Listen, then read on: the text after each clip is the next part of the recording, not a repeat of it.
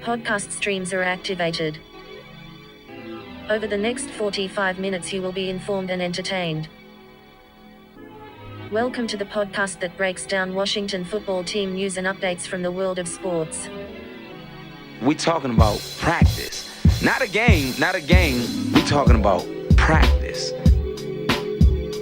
I'm taking back this mind, and everything's gonna be just like it used to be.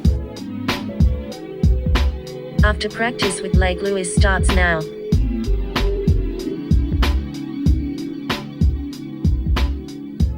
Welcome everyone. After practice with myself, Lake Lewis. It's Monday. It's supposed to be Victory Monday, but naturally the Washington football team didn't have a victory yesterday. They lose 30-10 in a lackluster performance across the board in the rain, and their record falls to 1-4 on the season. This week, or all of last week, in other words, was supposed to be about, this team competing, this team believing that, they're in the thick of things in the NFC East. And in retrospect, they still are. But let's be honest, folks. We know what we saw on that field yesterday. This is not a good football team right now. And I don't know if the word right now is ever going to change this year. They're just not a good football team. There's no way to get around it. And, you go back to the past few weeks, Dwayne Haskins, has had his struggles. Yes, he has. And I've been one of the guys that's been critical of his play. But I also believe that you had to let the kid work his way through those negatives, those problems. If you are trying to rebuild and build something from the bottom up, you have to have some foundational pieces somewhere. And the question was, could Dwayne Haskins be that guy? And I think all of us felt like we're not sure. But the only way to be sure is what? Get the guy reps. Ron Rivera himself said, get the guy reps, and see what he can do. Where naturally, they benched Dwayne Haskins, and yesterday they went with Kyle Allen. And I thought Kyle Allen played really well under the circumstances. I did. He was running for his life, and he literally got put to sleep on a hit. Well, those are the things that happen when you don't have a good offensive line. Alex Smith comes in for Kyle Allen. And again, I'm still at a loss for words for what I witnessed yesterday when Alex Smith came in the game. That's one of the most remarkable, incredible, uplifting stories we've seen in sports in a long time. And I tip my hat to Alex Smith for really believing in himself and persevering and getting back out on the field. And that was a great moment for all of football, not just, Washington football. It was just a good moment to see a good man, good human being be rewarded for his hard work and his faith. But outside of all of that, we've got to talk about why this setup right now is not working, okay? I'm not going to sugarcoat it for you today on the show, on the podcast. I'm not. As always, folks, you can follow me on social media. I'm on Twitter at Lake Lewis. I'm on Instagram and Facebook at Lake Lewis Jr. You also can check us out at sportsjourney.com and on the app for this podcast, the After Practice Podcast. There's an app on Apple. If you have an iPhone, Mac, or whatever, Apple product, you can download the free, app. And then, of course, you can subscribe to this on pretty much every major podcast carrier. We're fortunate enough to be on those outlets, so we appreciate all of that. 30-10, that was the score yesterday. Could have been a lot worse than that. The Rams utterly dominated Washington in every facet on the football field. They dominated them from coaching. They dominated them from defensive play. They dominated them on the offensive side of the ball. Yesterday was just a well-oiled machine that came from the West Coast. And the irony is normally teams that come to the East Coast from the West Coast don't fare well in 1 o'clock games.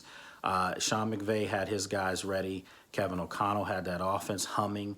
It just looked like a well-oiled machine, and it just goes to show you how far Washington is away from really competing with the better teams in the NFL.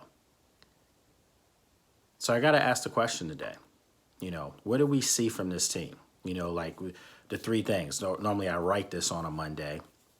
Well, I still will, but we're going to talk about it here on the podcast.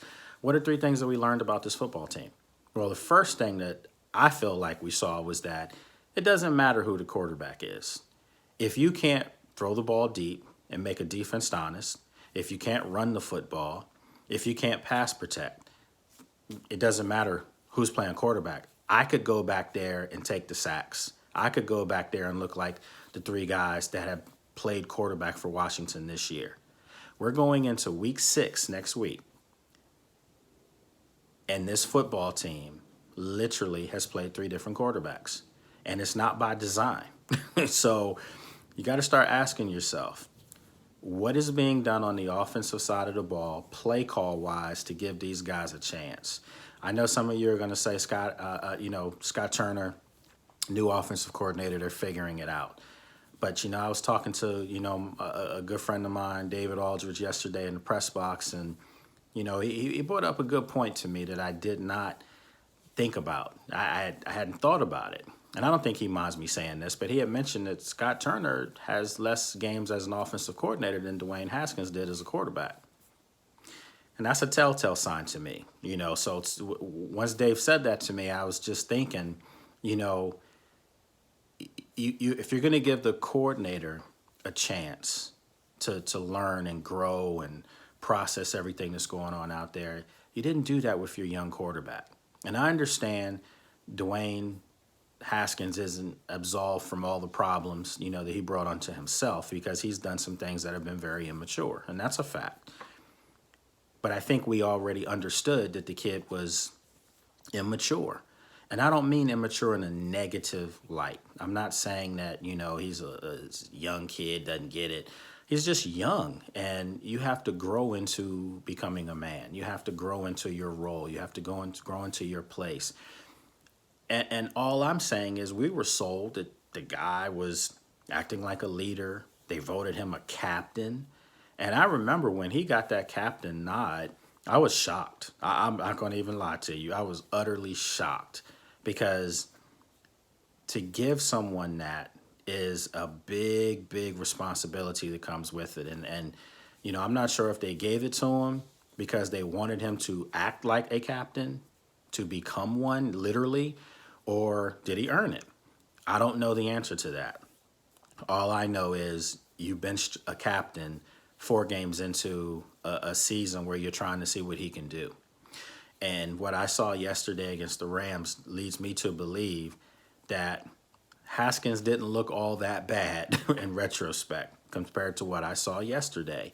Alex Smith couldn't do much. Kyle Allen was moving the ball, and he had a nice touchdown drive, and he scored on the, showed his mobility, which was an added bonus to the offense. Make no mistake about it. But he was running for his life, and ultimately that's how he got knocked out of the game. You can't tell me right now that had Dwayne Haskins played in yesterday's game, the results would have been any worse. I mean, in the second half of the game yesterday, this team had 7 3-and-out possessions on offense. 7. Not 1, not 2, how LeBron said, not 3, not 4, not 5, not 6. They had 7 possessions of 3-and-out. That's inadequate. That's inept. You open your dictionary and look at something that's rock bottom. That was Washington's offense yesterday. -6 yards in the second half. That's just not going to get it done. That's not going to get it done at a high school level. That's not going to get it done at JV. Hell, that's not going to get it done at the Pee Wee division. That was putrid offense. And you have to ask the question, is it the players, is it the coaching, or is it both? I think we can be tougher now on Ron Rivera. I'm a fan of Ron Rivera. I like him as a person. I like him as a man. I think he's a good fit for this program. I truly believe that. But everybody makes mistakes. And I think Ron Rivera made a grave mistake in demoting Dwayne Haskins to the 3rd string so quickly. Again, was I sold that Dwayne Haskins was the long-term answer for this team to solidify a quarterback position that they've struggled to address for decades now? No, I personally don't feel like that. And I know some people will say, what are you talking about? I just don't know if he is the long-term answer. But I know what? I'd have given him more time to find out. You have nothing to gain this season by doing that. And I don't want to hear this whole nonsense and this garbage when I hear, there's 52 other guys that are, think they can win and they deserve a chance to. Well, you know what? I'm going to say this. There's probably 47, 48 players out of those 52 that haven't been getting it done, period. I can go down this roster right now and tell you the guys that personally I feel like have played to their ability and exceeded it, and they're having strong seasons. On offense, it clearly starts with Terry McLaurin. He's played really well. He's played at a Pro Bowl level under the circumstances. I think offensive lineman, Morgan Moses, right tackle, I think he's played extremely well. In fact, I think it's some of the best ball I've seen Morgan play since he's become a Washington football team player. So I think that those two guys have just stood out right off the bat. I think the young kid, Gibson, has played really well. Antonio Gibson, their starting running back. I think he's played well considering there hasn't been a lot of great blocking in front of him. And whatever the reasons why the offensive line has struggled, there has to be some changes. I mean, Jaron Christian hasn't been getting it done at the left tackle spot. Is Sadiq Charles healthy enough to get back out there? Those are all these questions that need to be asked and answered. There has to be some answers put out there somehow, some way.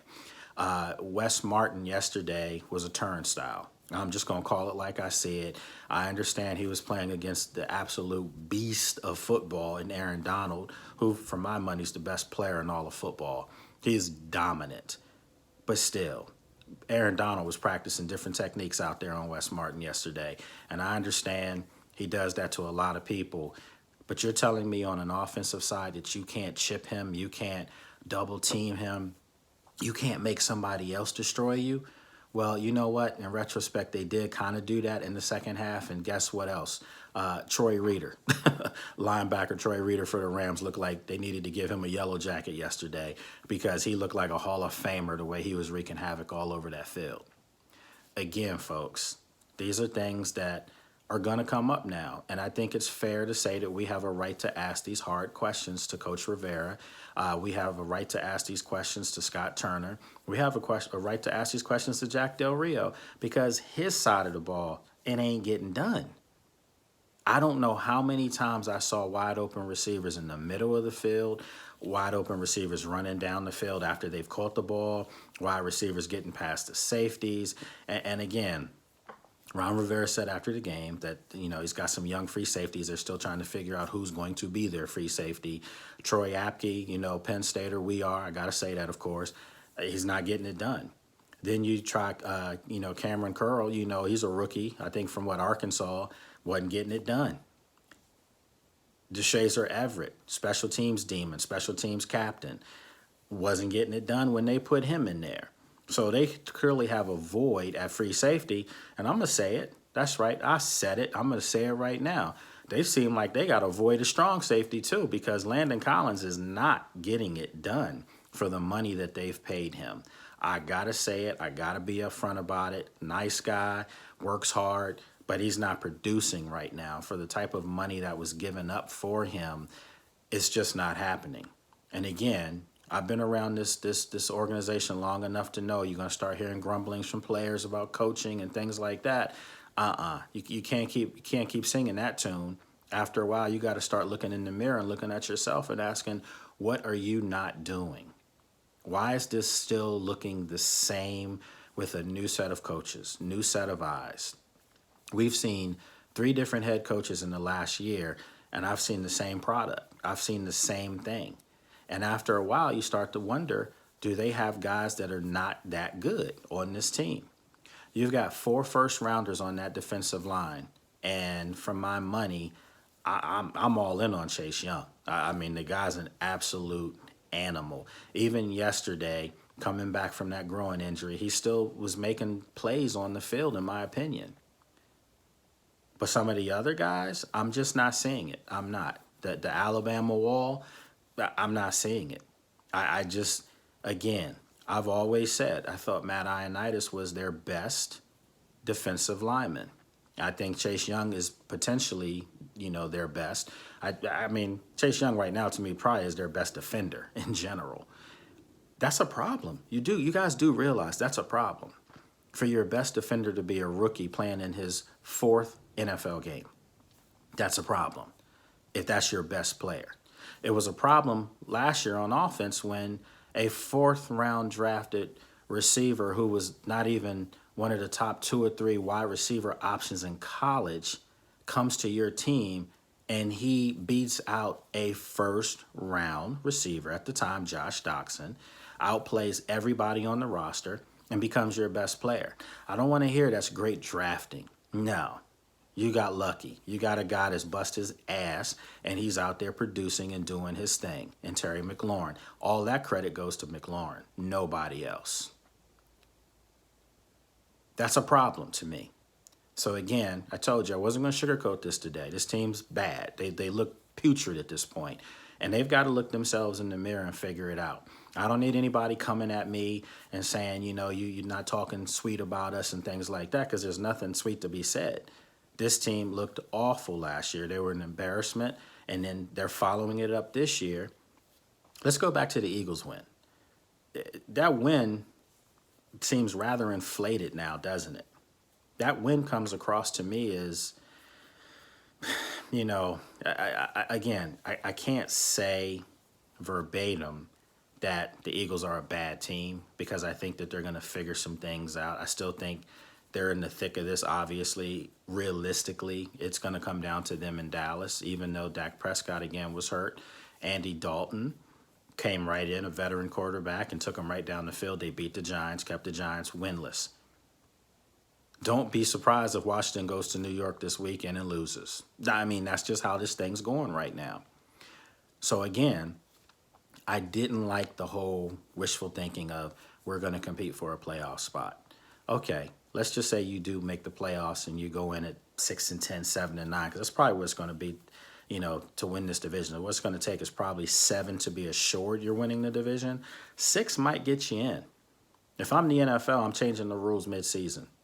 If a team is 6-10 and they win their division, they should not be allowed to play in the playoffs. Or better yet, if you do want to keep it fair, so to speak, and say what they did, win their division, they should flip-flop that home game. They should flip-flop them being at home and make them travel to wherever they have to go for that wild card game. You can't reward, being mediocre. You can't. And that's they're below mediocre right now. They're bad. You can't reward bad. I'm sorry. What else did we learn about this team? We just mentioned quarterbacks. Doesn't matter who's out there. Doesn't matter. The other thing is, again, how good is this defense?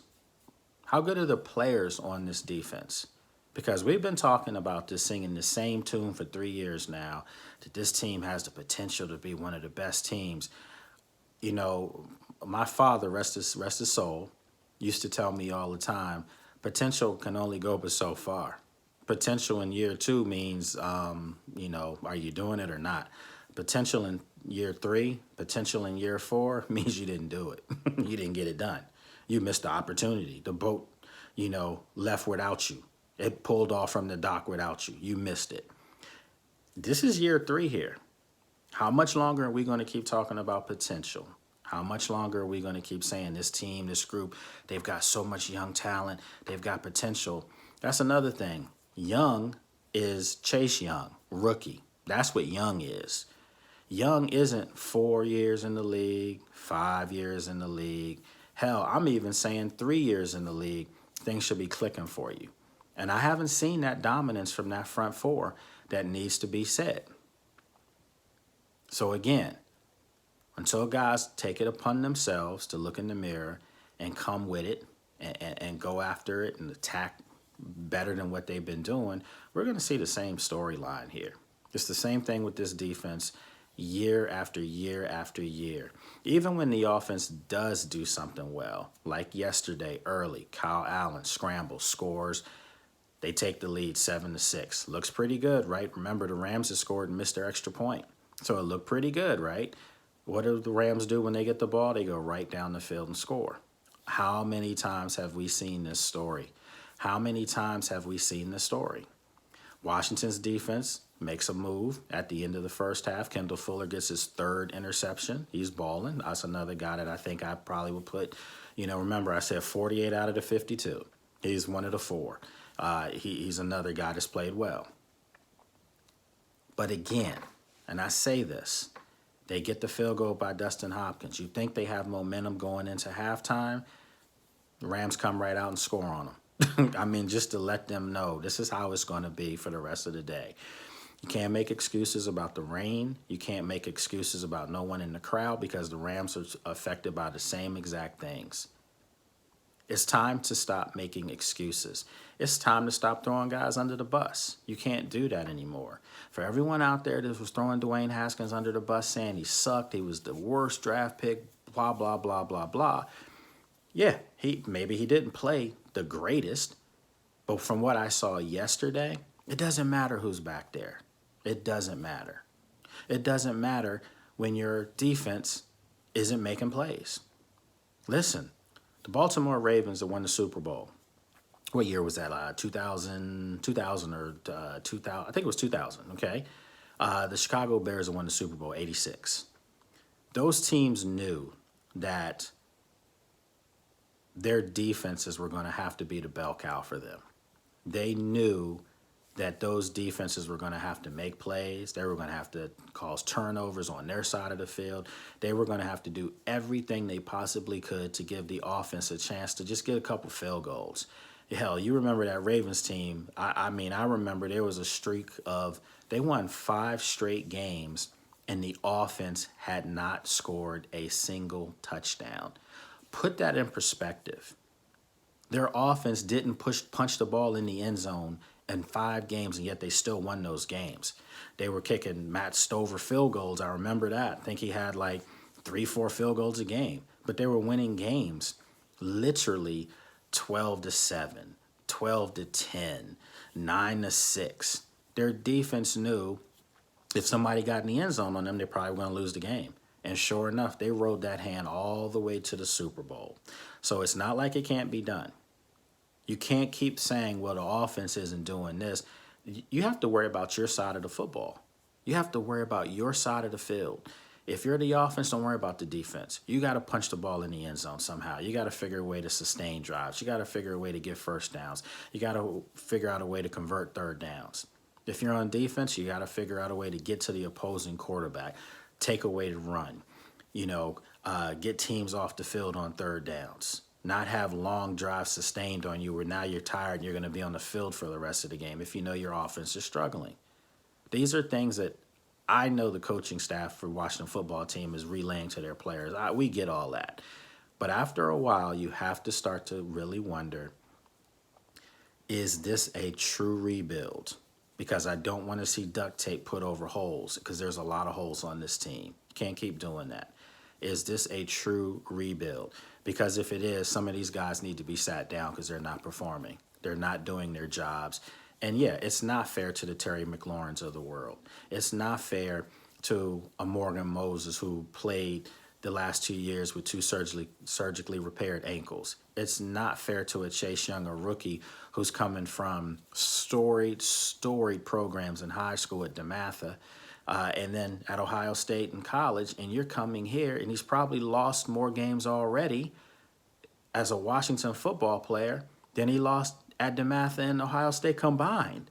So again, you got to really start looking at this for what it is, and I think it's time that, we have to start asking the tough questions again. I like Ron Rivera. I wish him well on his personal battle with cancer. I wish him well to get this organization turned around. And ultimately, I think he will. But again, I do think he gaffed a little bit in his decision-making on Haskins. I have to say it one more time. You have to find out what you have in this kid. And you're telling me 4 games tells you that you know what you don't have? Nah, that's not fair, and that's not adequate enough for me. That's just me, though. I don't call the rules. I don't make the rules. I don't call the shots. But it's just not adequate enough for me. Folks, want to let you know tomorrow I'm going to have a good friend of mine, someone that I go on with frequently on locally here in the DMV on WJLA Channel 7 ABC affiliate. I'm going to have Mr. Scott Abraham coming on with me via Zoom. We'll get his thoughts on it. I'm actually on today, on ABC. So if you live in the area, you can check me out a little bit later on Sports Talk.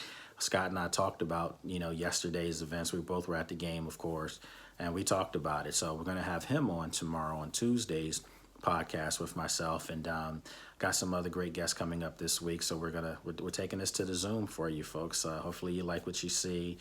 How do you like my virtual backdrop?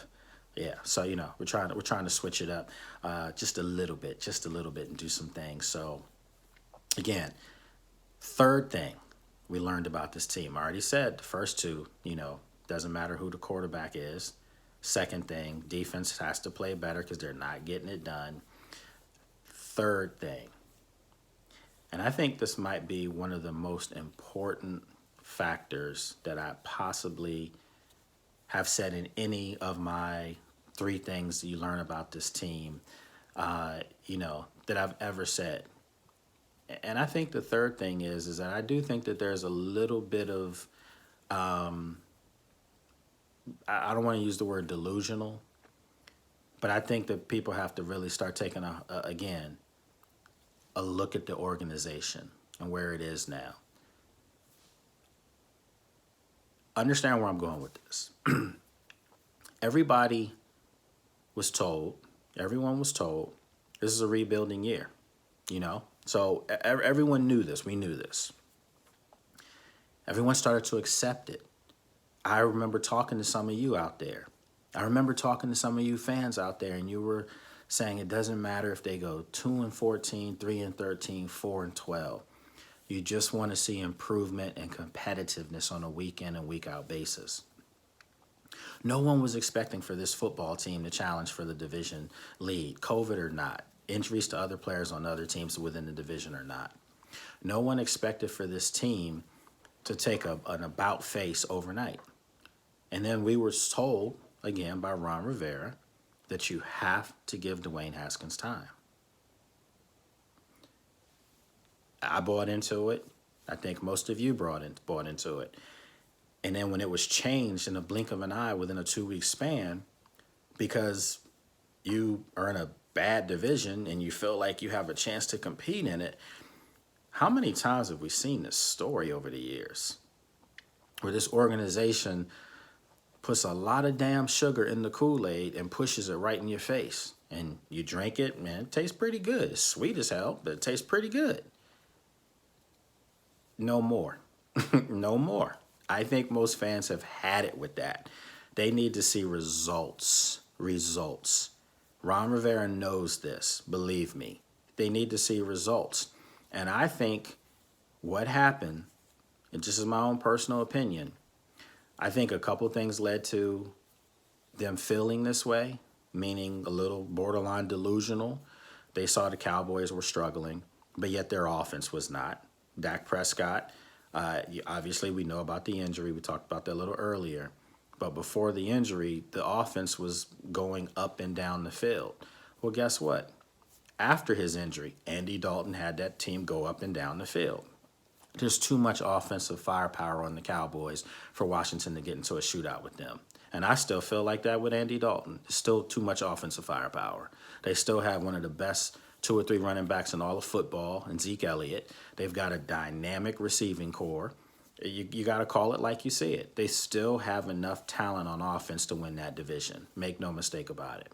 The Eagles, they have Carson Wentz, who hasn't played particularly well this year, but I thought the 49ers game was kind of like a turning of the corner, so to speak.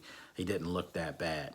They didn't look awful against the Steelers yesterday, and they just, they lost that late in the fourth quarter. So, the Steelers, to lose to the Steelers on the road in Pittsburgh, that's not something to scoff at. Pittsburgh's an undefeated football team. There's nothing there to scoff at. So those 2 teams are okay. But then on the flip side, I'm looking at the Giants, and I'm seeing them look better week in and week out. They played Dallas tough yesterday. The week before that, they played the Rams tough. The same Rams team that you saw yesterday spank some cheeks. That was the team that they played tough in Los Angeles. Again, where is being realistic in all of this? You can't sell me on we're a playoff team.